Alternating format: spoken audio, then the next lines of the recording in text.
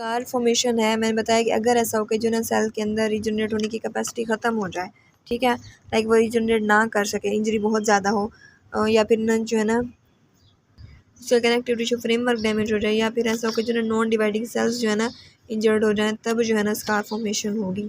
ठीक है, अब स्कार फॉर्मेशन जो है ना नॉर्मल रिस्टोरेशन नहीं होती, पैचेस की फॉर्म में जो है ना फाइब्रोब्लास्ट जो है ना एक एक्यूमुलेट उनकी कोलेजन वगैरह की डेपोजिशन होती है, इससे पैचेस से बन जाते हैं डैमेज टिश्यू में। स्टेप्सिस में क्या होता है, पहले हीमोस्टैटिक प्लग बनते हैं, विद इन द मिनट्स जो है ना हीमोस्टैटिक प्लग बनता है, जिसकी वजह से जो है ना ब्लीडिंग रुक जाती है। और दूसरा ये स्टेप होता है इन्फ्लामेशन का। इन्फ्लामेशन हम पीछे पड़ चुके हैं, इन्फ्लामेटरी रिस्पांस उसमें कैसे एक्यूट और क्रॉनिक वगैरह कैसे कैसे हो रहे थे। पहले जो है ना न्यूट्रोफिल्स आ रहे थे, उसके बाद जो है ना मोनोफाइसाइट्स वगैरह मैक्रोफेजेस की हमने एक्टिवेशन पढ़ी है, M1 पाथवे के जरिए पढ़ी, M2 पाथवे के जरिए पढ़ी। ठीक है, इसके बाद जो है सेल थर्ड स्टेप है इनका सेल प्रोलिफरेशन और फिर रीमॉडलिंग। सेल प्रोलिफरेशन क्या होती है कि जो है ना ये अप टू 10 डेज ये जो है चलती है।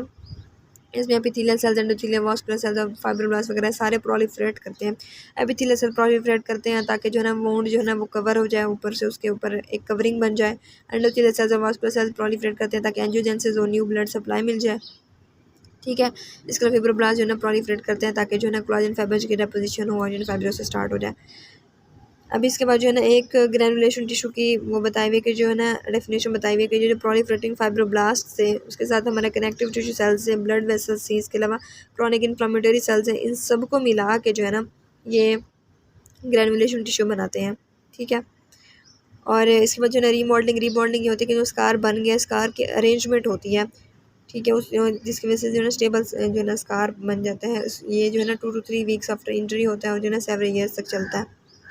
इसके बाद जो है ना हीलिंग है। हीलिंग दो जरिए के जरिए होती है स्किन वुंड्स की। एक तो प्राइमरी इंटेंशन के जरिए, सेकेंडरी इंटेंशन के जरिए। प्राइमरी इंटेंशन के जरिए जो है एपिथेलियम रीजनरेट कर जाती है, उसमें स्कैरिंग नहीं होती।